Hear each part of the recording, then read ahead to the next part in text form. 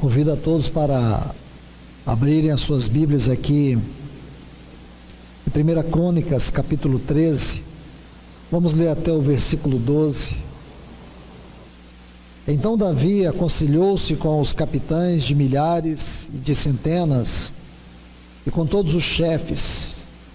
Disse Davi a toda a Assembleia de Israel: se bem vos parece, e se é da vontade do Senhor, nosso Deus, enviaremos a varões de todas as partes dos nossos irmãos, que ficarem em todas as terras de Israel, e pelos sacerdotes e levitas, que estão com eles em suas cidades e arredores, para que se reúnam conosco, e tornemos a trazer a arca do nosso Deus a nós, porque desde o tempo de Saul não fizemos caso dela. E disse toda a Assembleia que assim se fizesse, porque a coisa parecia boa a todo o povo. Então Davi reuniu todo Israel, desde Sior do Egito, até a entrada de Ramate, para que trouxesse a arca de Deus de Quiriate Jearim.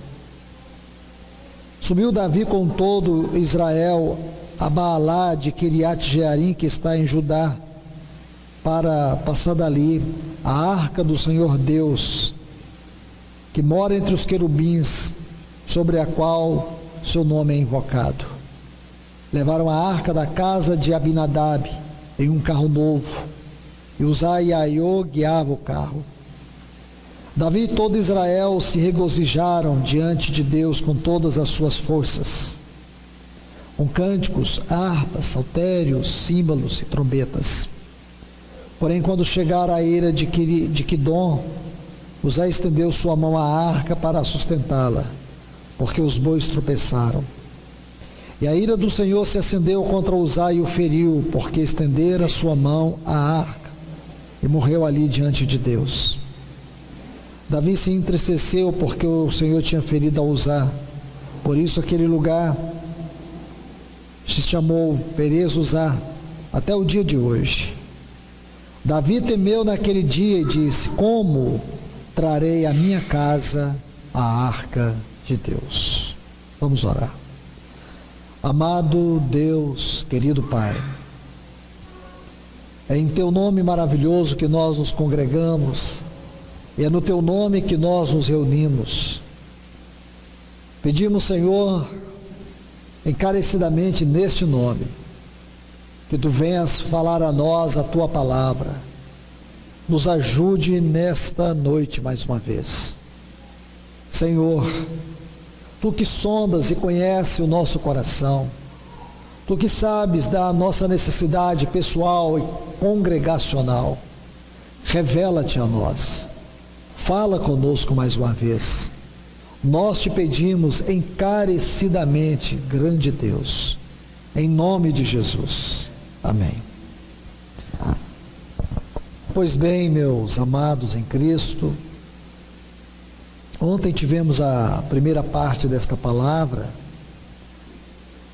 onde vimos a maneira inadequada como Davi tentou buscar a arca. Lembrando os irmãos sobre o que foi ministrado ontem. A arca, espiritualmente falando, de alguma maneira, a Bíblia aponta a centralidade de Cristo sobre o seu povo. Porém, sabemos que a arca não apenas nos fala da centralidade de Cristo, mas também do testemunho da presença de Deus e do profundo significado que isso tinha para o povo de Israel. O tabernáculo que Deus mandou erigir lá em Êxodo, capítulo 25, ele tinha um átrio. No átrio tinha um altar do sacrifício. Na porta da entrada da tenda havia a bacia, que foi feito com o espelho das mulheres, os espelhos das mulheres. E logo que entrava no tabernáculo, tinha a primeira parte, que era o lugar santo, onde estava o candeeiro, a mesa dos pães da proposição, e já bem na entrada para o lugar santíssimo, havia o altar do incenso. E lá no lugar santíssimo só havia um móvel, a arca, e em cima dela o propiciatório. Então nós temos aqui uma visão do tabernáculo, que Deus mandou construir. Esse tabernáculo era uma figura da casa de Deus na terra. Era o lugar onde a graça e a misericórdia de Deus se manifestava para o seu povo, através dos sacrifícios contínuos e também do sacrifício anual, que era a expiação. Tudo que ocorria ali apontava para a pessoa e para a obra de Cristo. Portanto, quando você estuda sobre o tabernáculo, você descobre que a arca era o móvel central do tabernáculo.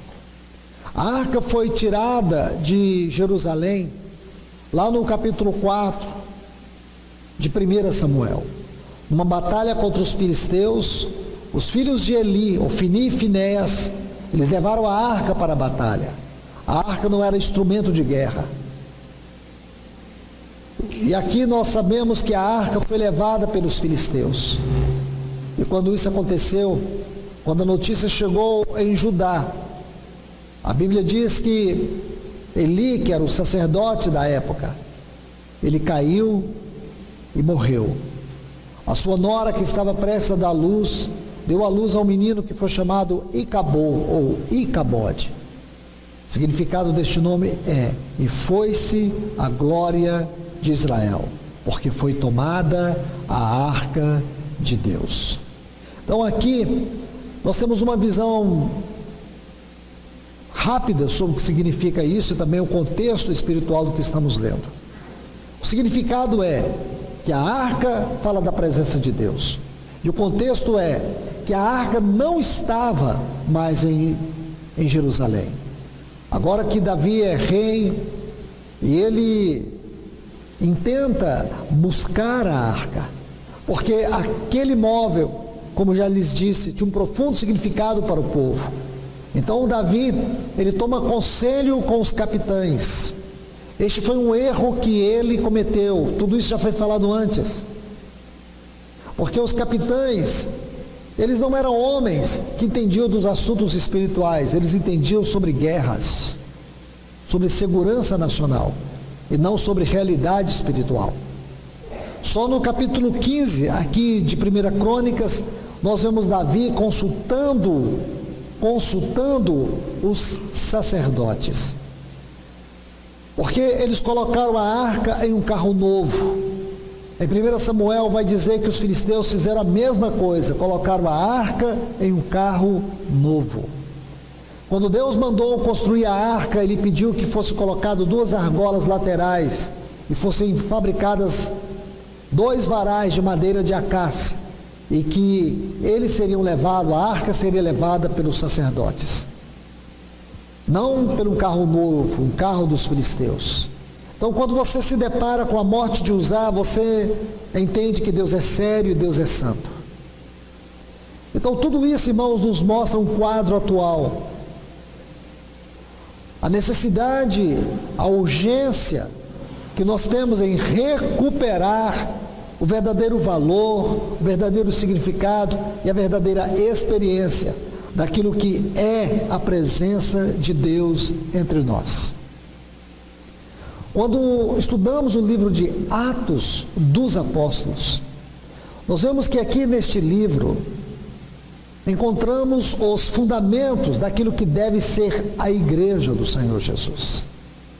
Sempre me incomodo quando vejo pessoas escrevendo manuais para determinar como a igreja deve andar, manuais que dão diretrizes como a igreja deve funcionar, manuais ministeriais, manuais de louvor, manuais de culto, manuais de ministério.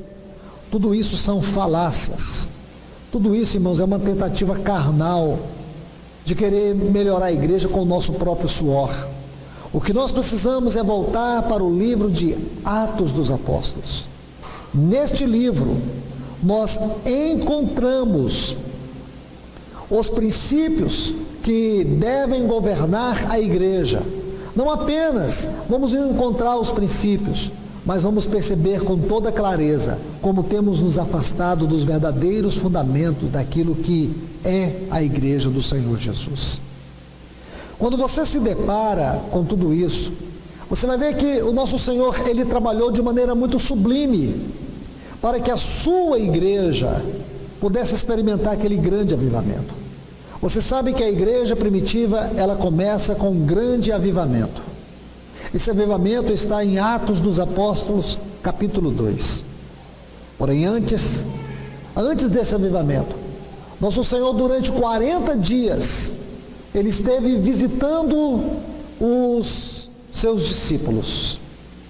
E nessas visitações do nosso Senhor, se você puder estudar com toda clareza, você vai se deparar com as visitações, as 10 visitações do nosso Senhor.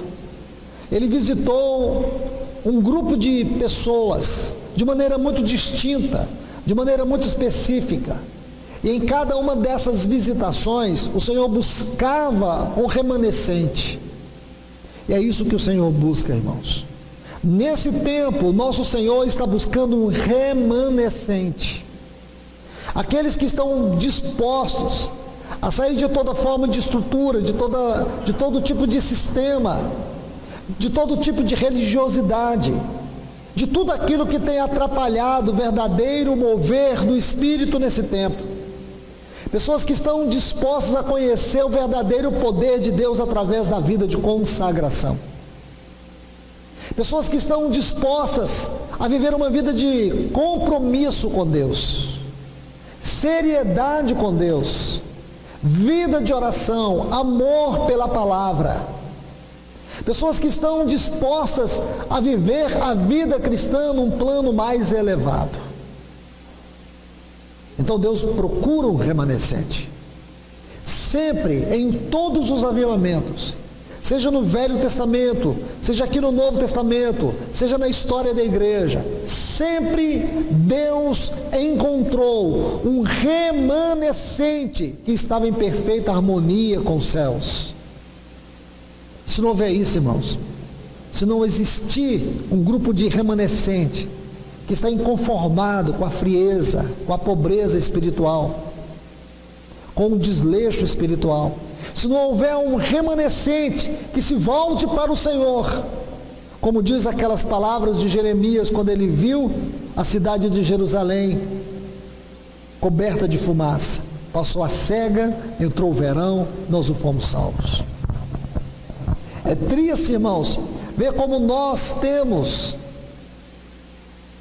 nos acomodado num cristianismo de periferia, ou periférico, um cristianismo de realidades superficiais e não realidades espirituais. Como nós temos nos contentado em viver comendo migalhas e não sentar na mesa e deleitar do banquete que o nosso Senhor tem para nós. A gente acha que profundidade espiritual é uma questão para poucos. Profundidade espiritual deve ser a realidade vivida por toda a igreja.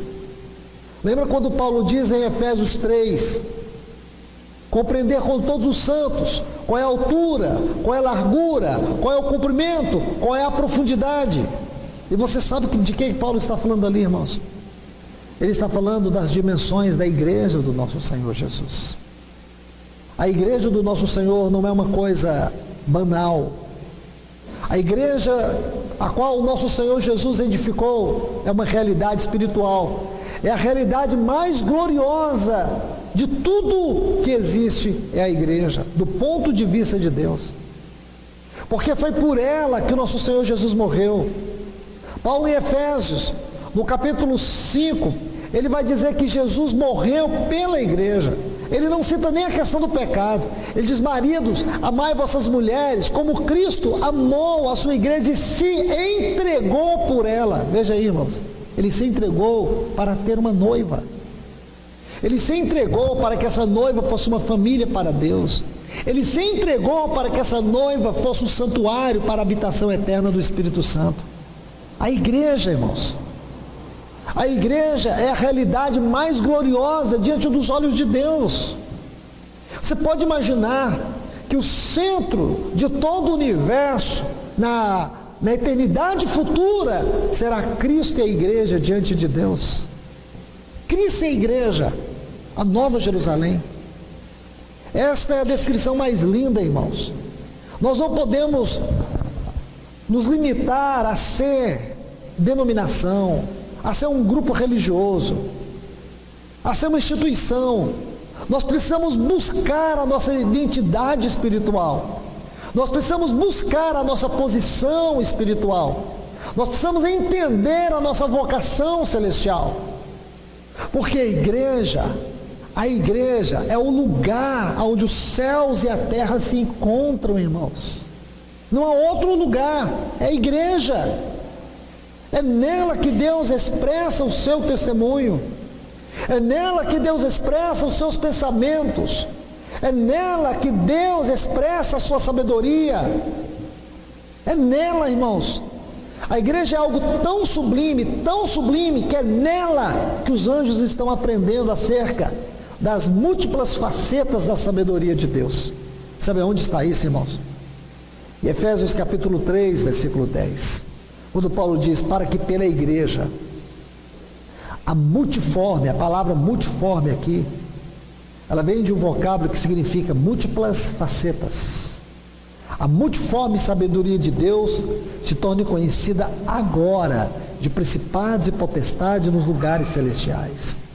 A frase principados e potestades aqui ocorre no sentido genérico da palavra. O que quer dizer que tanto principados bons, que são os anjos que estão diante de Deus, como os principados caídos, todos eles só podem aprender as múltiplas facetas da sabedoria de Deus através da igreja. Porque mesmo os anjos que estão diante de Deus, eles não podem conhecer as profundezas da misericórdia de Deus se não for em nós, irmãos. Eles não podem saber o que é perdão de pecados se não for na vida da igreja. Eles não podem conhecer as profundezas da graça de Deus se não for na vida da igreja. Você entende isso, irmãos?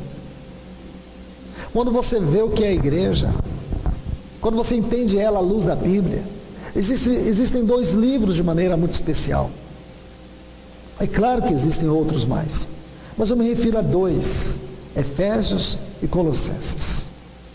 Se você ler Efésios capítulo 3, versículo 4, você vai ver que a ênfase nesse texto é que a igreja é o mistério de Cristo. E se você estuda Colossenses capítulo 2, versículo 2, você vai ver que Cristo é o mistério de Deus. O mistério de Cristo e o mistério de Deus. Percebe isso? O mistério de Cristo é a igreja, e o mistério de Deus é Cristo. Dois grandes mistérios, Cristo e a igreja. Porém, mistério na Bíblia não é nada para ser escondido, é algo para ser revelado. E o que Deus deseja é que nós tenhamos o conhecimento do que é Cristo e a igreja. Este é o propósito de Deus, revelar Cristo e a igreja. Quando você estuda Efésios, você descobre que Efésios tem 155 versículos. E desses 155 versículos, 75 aproximadamente, mesmo que de maneira condensada, você vai encontrá-los em Colossenses.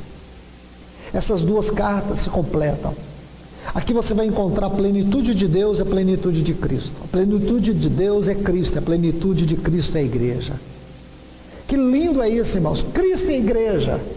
Esse assunto começa em Gênesis e termina em Apocalipse, irmãos, e continua por toda a eternidade. Cristo e a igreja. Quando Deus criou o homem, Deus tinha em mente Cristo. Quando Deus criou a mulher, Ele tinha em mente Eva. Isso é tão importante, irmãos.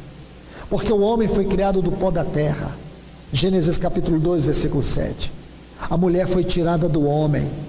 E quando a mulher foi tirada do homem, a Bíblia diz que Deus a transformou-a. Gênesis 2, 22. Deus a transformou-a em uma mulher. É curioso porque a palavra transformou-a é a palavra baná no hebraico, da onde vem a palavra traduzida para o português edificou. Muito lindo isso, irmãos. Então o homem foi criado, porém a mulher foi edificada. Por que ela foi edificada? Porque a criação dela aponta para a igreja. Aponta para a igreja. Aonde estava essa mulher? Essa mulher estava no homem, assim como a igreja, irmãos, é aquela parte tirada de Cristo. Como que nós podemos definir a igreja? Olha que definição linda que eu vou trazer para vocês. A igreja é aquela parte tirada de Cristo no poder da vida e ressurreição. Isto é a igreja, irmãos. Não é o homem que funda a igreja. A tentativa do homem é para afundá-la, colocar o seu nome, dizer, é a minha igreja. Não, irmãos. Só um pode dizer, eu edificarei minha igreja, nosso Senhor. E ele disse isso lá em Mateus capítulo 16. Ele disse, eu edificarei minha igreja, e as portas do inferno não prevalecerão contra ela. Só Ele, irmãos, tem preeminência nela. Só Ele é o cabeça dela. Ele é a vida dela. Toda a realidade dela tem a ver com a sua obra nela. Ela não tem luz própria. Ela é como a lua não tem luz própria. Quando a gente olha para a lua e vê toda aquela claridade, você pode ser tentado a imaginar que a lua tem luz própria. A lua não tem luz própria. Ela reflete a luz do sol. Assim a igreja não tem luz própria. Ela reflete a luz de Cristo. Mas, irmãos, o que estamos refletindo, irmãos? Qual é a luz que tem fluído do nosso testemunho? Então, quando nós olhamos para a palavra de Deus, é toda essa riqueza que nós vemos da igreja. No livro de Atos, nós encontramos aqui o nosso Senhor trabalhando. Ele primeiro, nessas visitações, ele começa desde Maria Madalena, quando o Senhor aparece primeiro para Maria Madalena. Ele se revela a ela, aquela mulher que foi no sepulcro, para tentar ver o corpo do nosso Senhor. Ela queria ungir o corpo do nosso Senhor, após o seu sepultamento. Ela estava ali, tão angustiada, porque o sepulcro estava vazio, e ela não sabia onde havia colocado o corpo do Senhor. Imagine, irmãos, sempre nós dizemos que quando Jesus ressuscitou, Ele entronizou aos céus. Mas você precisa ver um detalhe. Quando Jesus ressuscitou, Ele não entronizou aos céus. Em primeiro lugar, Ele foi até Maria, depois que Ele foi aos céus. É difícil admitir isso, mas é o que nós conseguimos entender. Ele foi até Maria, e você pode imaginar por que Ele preferiu ir até Maria. É um fato muito curioso, irmãos. Ele vai até aquela mulher naquela manhã da ressurreição. Ele se encontra com ela. Ela está ali desesperada. Até que ela ouve aquela voz que ela conhecia muito bem, que diz assim, Maria. Era inconfundível a voz do nosso Senhor. Quando ela disse, mestre, mestre, o coração dela salta de alegria. Aí o Senhor diz, Maria, não me toques, porque ainda não fui até o meu Pai. Pensa nisso, irmãos.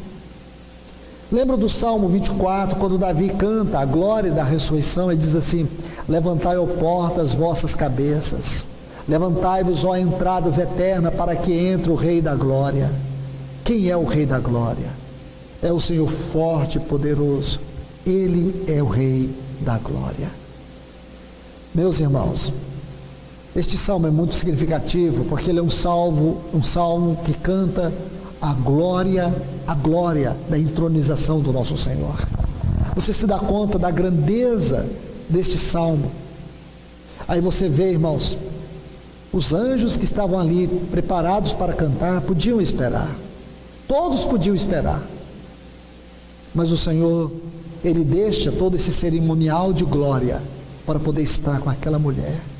Ali Ele começa, irmãos, as suas aparições a um grupo de remanescentes. Ele vai visitando aquela mulher, depois ele visita as mulheres, depois ele vai se encontrar com os discípulos no caminho de Emaús, aí ele vai se encontrar com os demais discípulos, depois ele vai se encontrar com Cefas, depois ele se encontra com Tomé, e o Senhor Jesus vai se encontrar de maneira muito especial com Pedro. Ele tem um encontro, como nós ficamos sabendo em 1 Coríntios, capítulo 15, versículo 7, ele tem um encontro com Tiago. O Senhor Jesus vai aparecendo para aquele grupo de remanescentes. Que coisa linda, irmãos, preparando o coração deles para um grande avivamento.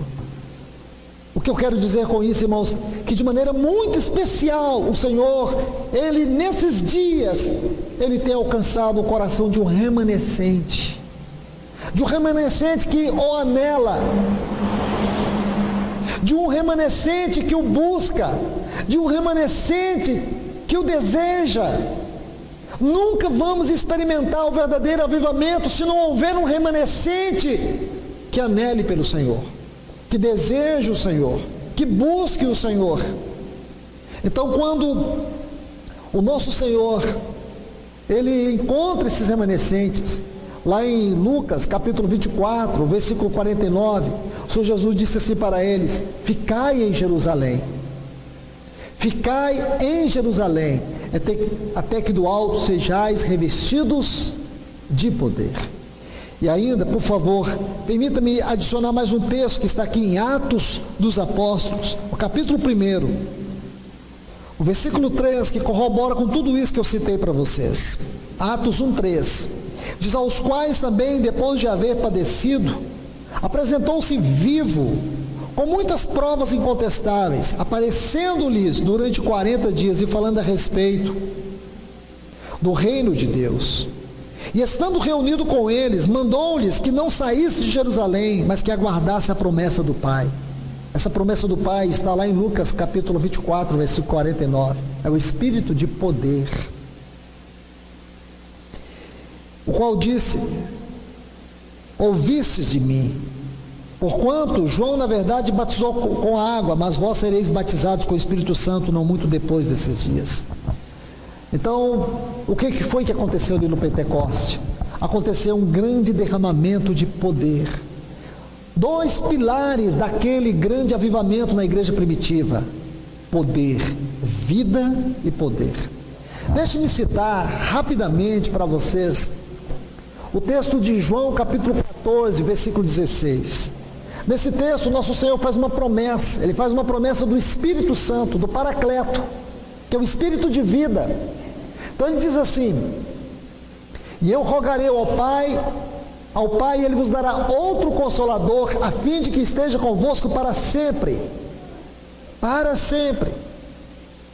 Irmãos, aqui o Senhor faz uma promessa para eles, que Ele iria rogar ao Pai, para que o Espírito Santo pudesse ser derramado na vida deles para sempre. O que o Senhor Jesus está prometendo aqui? O Espírito de vida. E quando foi que essa promessa se cumpriu? Aqui no Evangelho de João, capítulo 20, se você puder abrir, a partir do versículo 19. Esses textos dizem assim: e ao entardecer daquele mesmo dia, o primeiro da semana, trancadas as portas, onde estavam os discípulos com medo dos judeus, pôs-se Jesus no meio deles e disse-lhes: paz seja convosco. Estão vendo aí? E tendo dito isto, mostrou o lado, e os discípulos vendo o Senhor regozijaram-se. Então Jesus disse outra vez: paz seja convosco, assim como o Pai me enviou, eu também vos envio. E tendo dito isto, soprou sobre eles o Espírito Santo. Preste atenção nisso, irmãos. O Pentecoste não havia acontecido, mas o que aconteceu aqui neste cenáculo foi algo maravilhoso.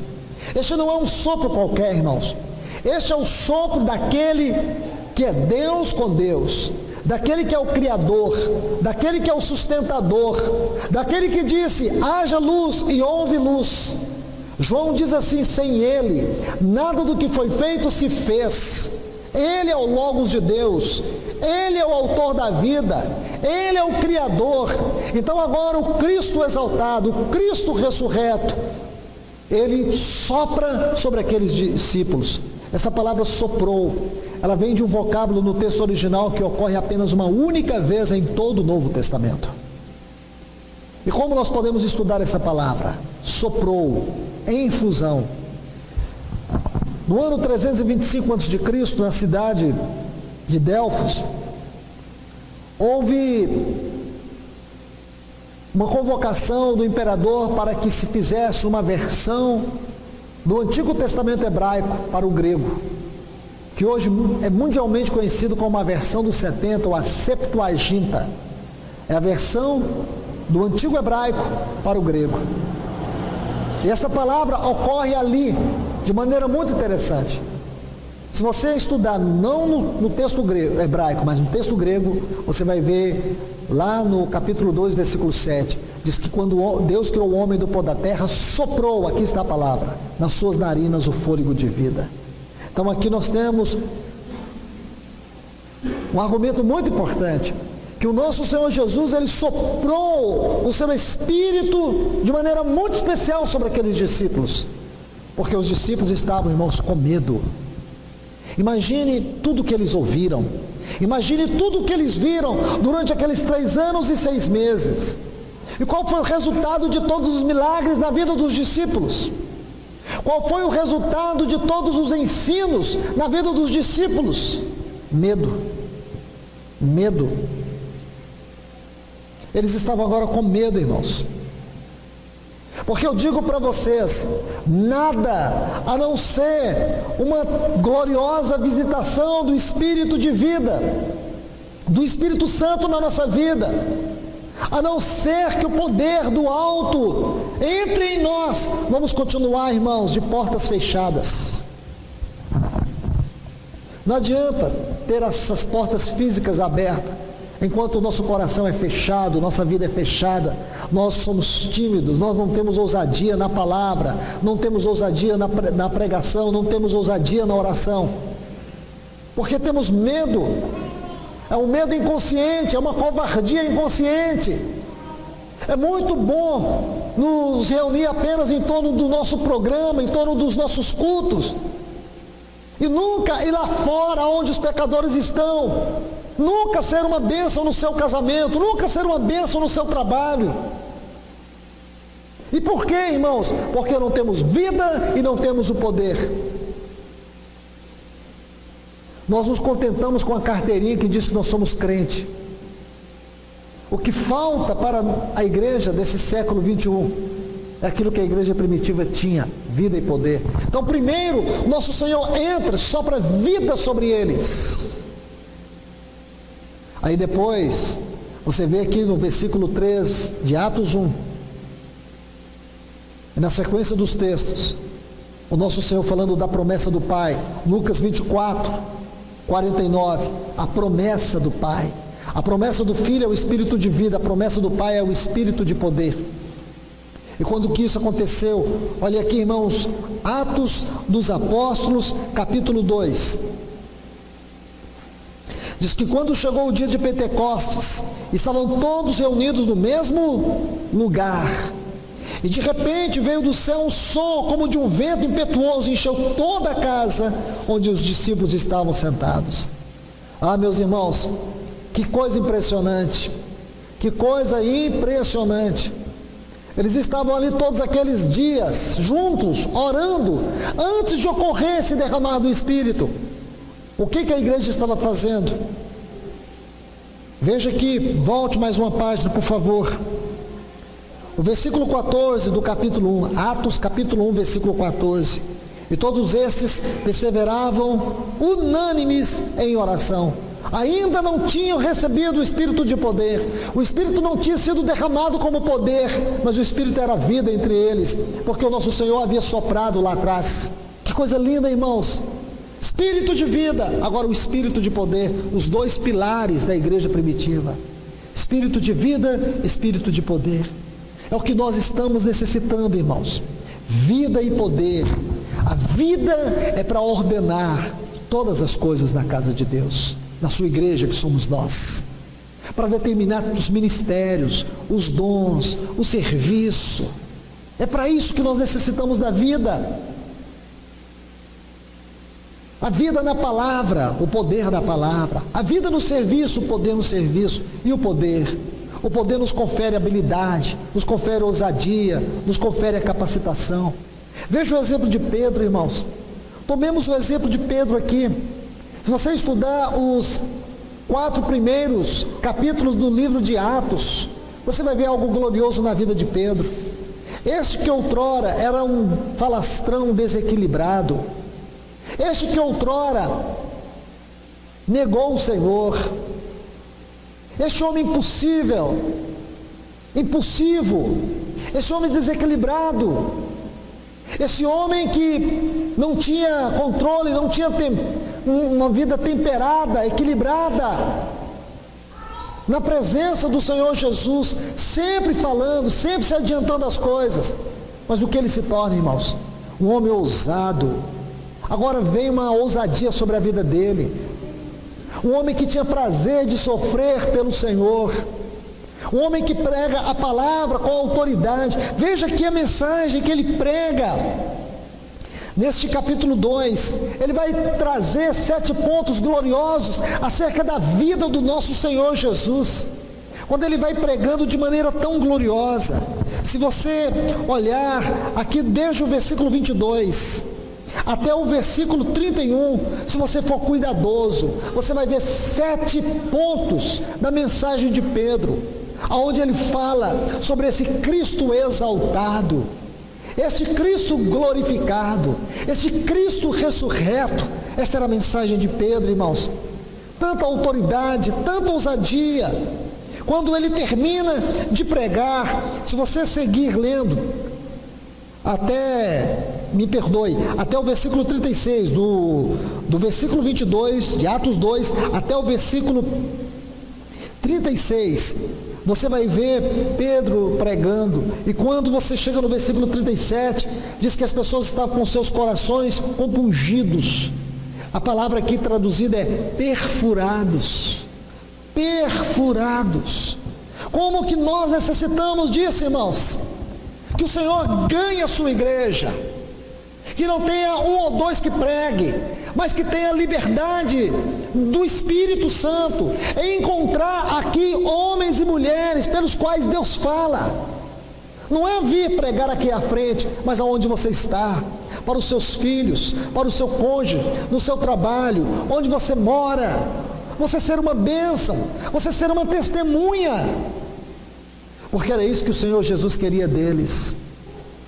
Uma coisa muito linda que eu quero mostrar para vocês está aqui no capítulo 1, o versículo 8. Nosso Senhor diz assim: mas recebereis poder ao descer sobre vós o Espírito Santo, e sereis minhas testemunhas. Lindo isso, irmãos. Veja aqui no capítulo 2, quando você chega aqui no capítulo 2, você vai ver justamente isso. Eles eram as testemunhas do Senhor Jesus. Eles começam a dar um testemunho vivo, a dar um testemunho através da vida deles. Veja o versículo 32 aqui deste capítulo 2. E esse Jesus ressuscitou Deus, do que todos nós somos testemunhas. Aí você vai para o capítulo 3, ainda do livro de Atos. Aí você vai ver mais uma vez aqui que esses discípulos, eles estão sendo perseguidos. Você vai ver que esses discípulos, eles estão sofrendo uma opressão. As portas do inferno procuram prevalecer sobre eles. E quando você chega aqui, mais uma vez, o que eles estão fazendo? Eles estão sendo testemunhas. Se você chega no capítulo 4, aí você vai encontrar lutas, privações, provações, mas o que eles continuam sendo? Testemunhas. Testemunhas. E você segue por todo o livro de Atos, você vai ver que em cada lugar onde eles chegam como testemunhas. Meus irmãos, a pergunta é: será que nós não temos perdido o testemunho de Cristo? Será, irmãos? Será que nós não temos perdido a eficácia do testemunho? Será que as pessoas não estão conseguindo ver Cristo na nossa vida? Existe um fato tão curioso aqui no capítulo 4, que quando os discípulos, os apóstolos foram presos, Pedro e João, eles foram presos, e eles começaram a dar um testemunho de Jesus. Permita-me ler os textos aqui. Capítulo 4 de Atos, e os versículos 12 e 13. Diz assim: Pedro está pregando, mais uma linda mensagem de Pedro. E em nenhum outro há salvação, porque debaixo do céu não há outro nome dado entre os homens em que possamos ser salvos.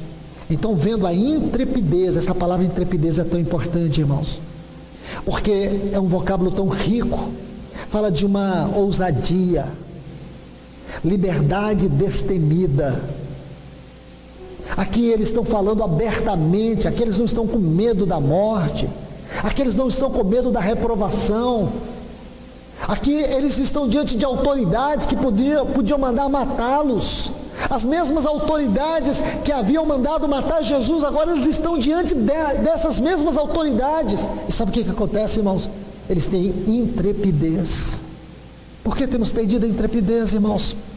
Por que nos falta intrepidez? Por quê? Você vê que os pais não conseguem controlar nenhuma criança pequena, não conseguem controlar seus filhos, não conseguem controlar nada. Os demônios estão aproveitando, estão tripudiando nas nossas casas, nós não temos autoridade. Não temos autoridade.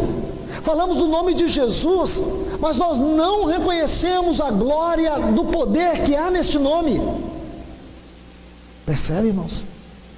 Não é hora da gente chegar em casa, chamar o nosso cônjuge, fazer essa pergunta: será que nós não temos nos afastado do Senhor? Não é Ele que se afastou da sua igreja, irmãos. Eu quero te dizer, o Senhor não abandonou o seu povo, nós que o temos abandonado, nós que temos perdido a sua presença, estamos nos contentando com substitutos. Nós temos edificado aquilo que eu compartilhei com vocês ontem, lá em Êxodo 32, nós temos levantado bezerros de ouro, e temos nos apoiado neles, perdemos a vida relacional com o Senhor, perdemos a vida de intimidade, não temos a sensibilidade de reconhecer a voz do Senhor e ser guiados por ela. O que está acontecendo, irmãos? Olha o livro de Atos, esse livro nos expõe, irmãos, esse livro nos expõe. Olha aqui a intrepidez daqueles homens, desse Pedro que outrora negou o Senhor, chegou a espraguejar dizendo que não o conhecia. Agora aqui, diante das autoridades, não é de uma moça, como ele negou o Senhor, de autoridades, e com intrepidez, Pedro e João, e sabendo que eram homens iletrados e do povo, maravilhavam-se e reconheceram que eles estiveram com Jesus. Percebe, irmãos? Reconheceram que eles estiveram com Jesus. Irmãos, isso aqui é andar no Espírito. Nós vivemos no meio de uma sociedade, irmãos, insegura, ansiosa, perdida, imoral.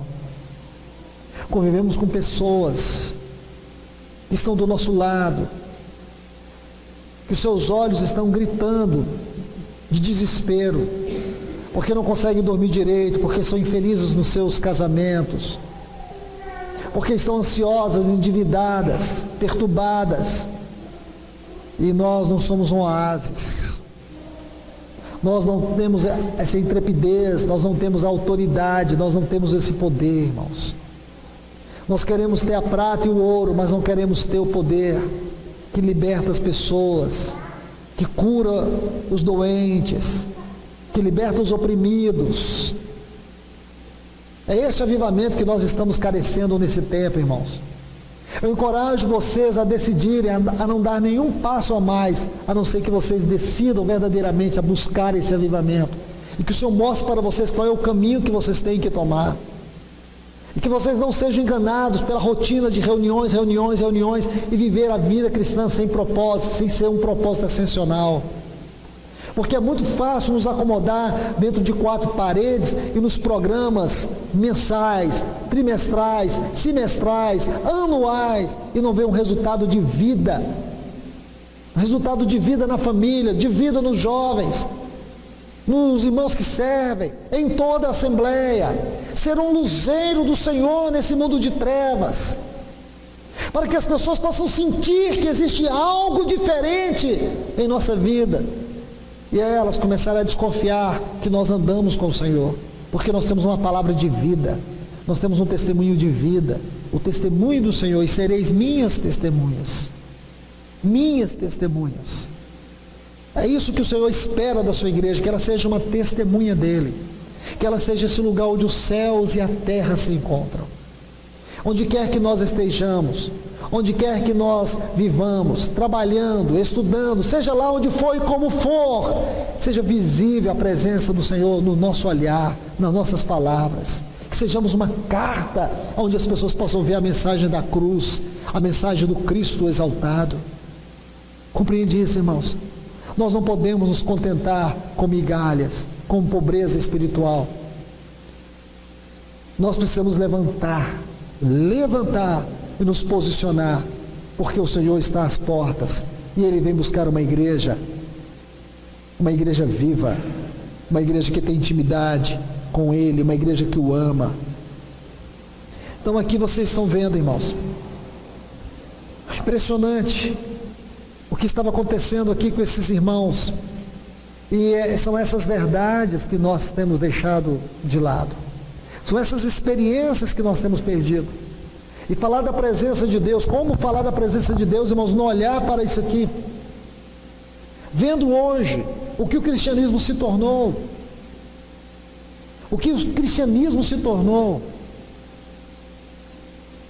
irmãos, eu visito muitos lugares, longe, distantes,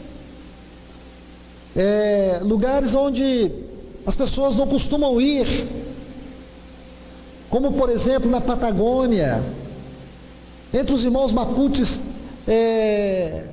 do Chile. E uma coisa linda que eu vejo daqueles irmãos, lugar onde as pessoas não têm interesse de ir, mas é incrível quando você chega naqueles lugares, a fome que eles têm no Senhor, seriedade daquelas igrejas que não têm os recursos que nós temos. Pelo menos uma vez ao ano o Senhor tem me dado o privilégio de ir até aqueles irmãos.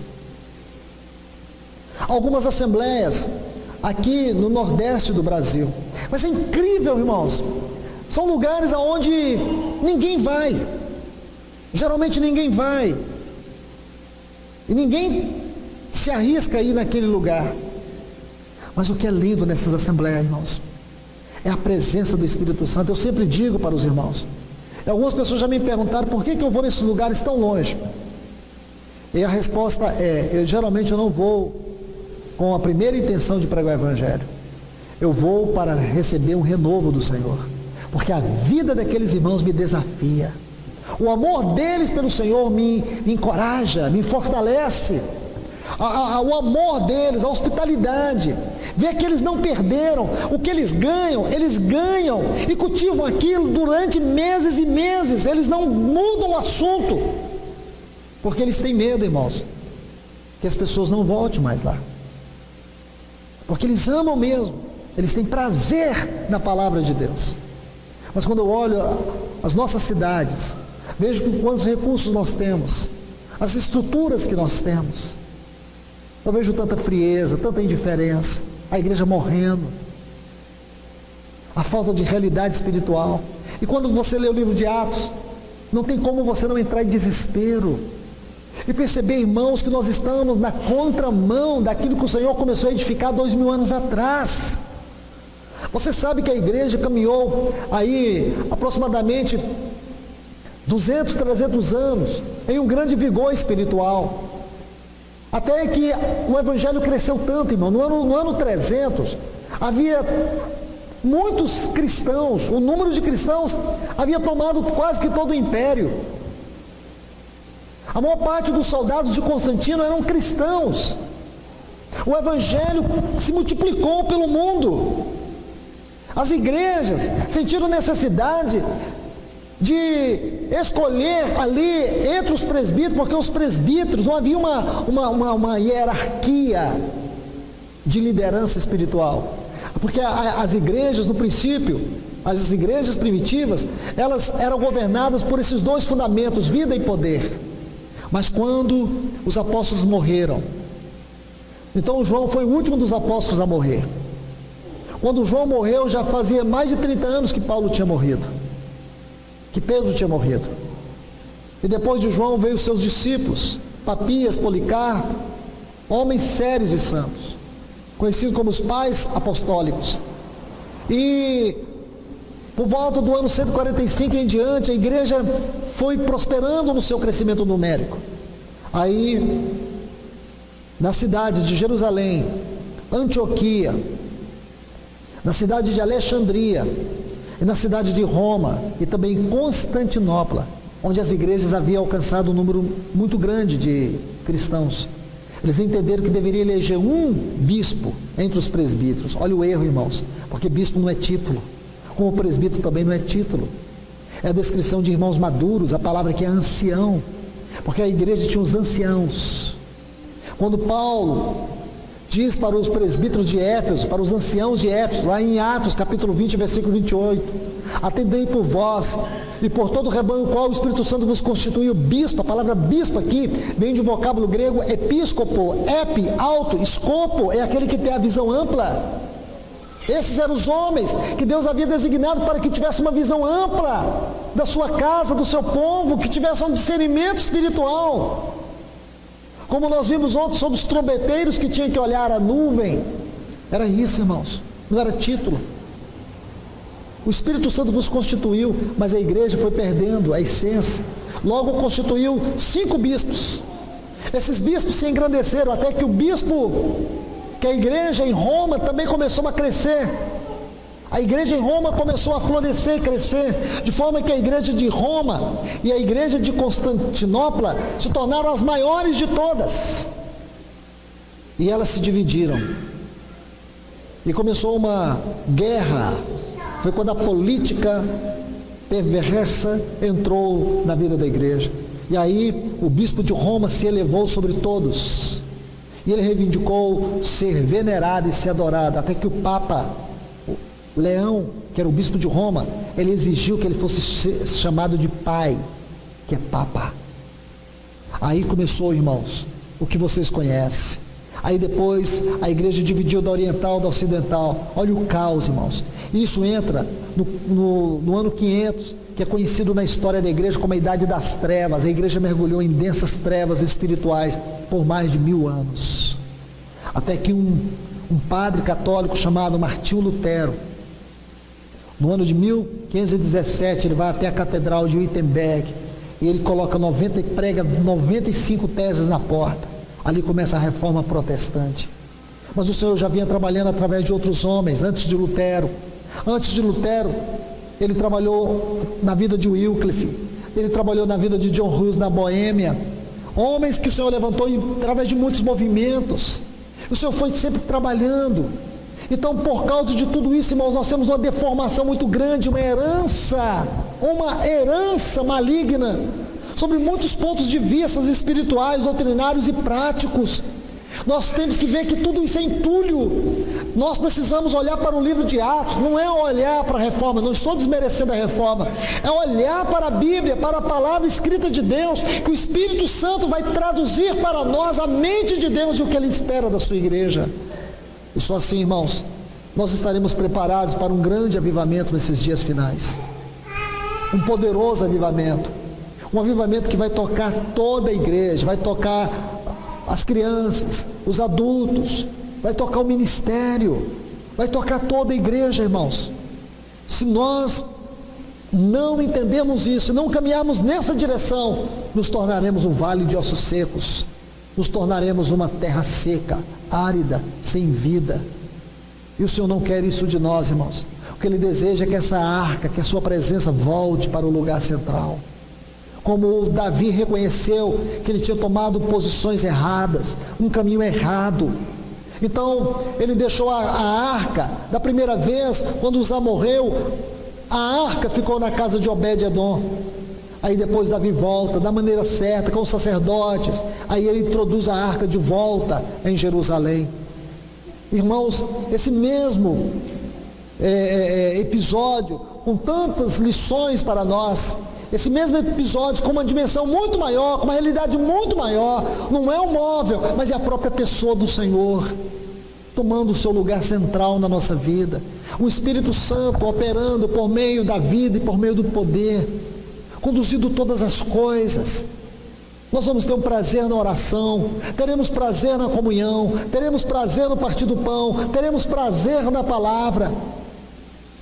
Que o Senhor nos ajude, irmãos, que o Senhor nos ajude, que a sua obra seja profunda na nossa vida, que o seu trabalhar seja um trabalhar incessante, para que nós venhamos ser uma igreja restaurada, uma igreja verdadeiramente restaurada. Que Deus vos abençoe, irmãos. Pai, no nome de Jesus, nós te louvamos, nós te agradecemos e pedimos mais uma vez, Senhor, tem misericórdia de nós. Encontre aqui neste lugar remanescentes que estejam dispostos a pagar um preço, para que o Senhor tenha o lugar da tua presença restaurado no meio do teu povo. Senhor, nós te pedimos, ajuda-nos, Senhor, que o Senhor possa trazer luz no nosso coração, Senhor, para que nós possamos ver a quantidade de trevas, de engano que existe na nossa prática como igreja, como cristãos, para que o Senhor trabalhe em nós como o Senhor foi trabalhando naqueles remanescentes durante aqueles 40 dias. Trabalhe em nós, Senhor. Vem trabalhar na tua igreja, vem falar com cada um, Senhor, como o Senhor foi pessoalmente a Maria Madalena, como o Senhor foi pessoalmente a Tomé, como o Senhor foi pessoalmente a Pedro, a Tiago. Vem também pessoalmente a nós, Senhor. Faz uma visita pessoal a cada um de nós, Senhor. Que haja esta oração, haja esse clamor entre nós aqui, Senhor. E de nós também diante de Ti. Faz uma visita a mim nesse tempo, Senhor. Prepara o meu coração, a minha vida, para que eu possa fazer parte desse remanescente, dessa última hora, Senhor. No nome de Jesus nós te pedimos, nós te clamamos. Amém, Senhor.